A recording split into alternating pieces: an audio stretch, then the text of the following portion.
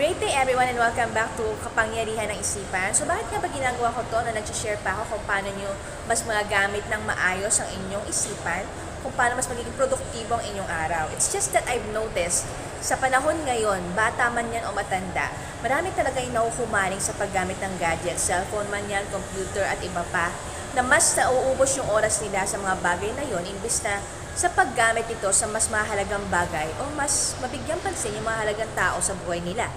Sabi nga, ika sa natutunan ko, by the way, hindi ko to ginagawa para magpasikat o magpapansin, no?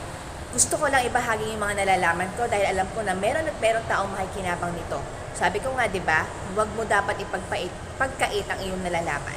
So, sabi nga, gusto nga sa mga pinost ko lately, you create your habits and then your habits create you. So, choose your habits wisely because they will be the one to define you.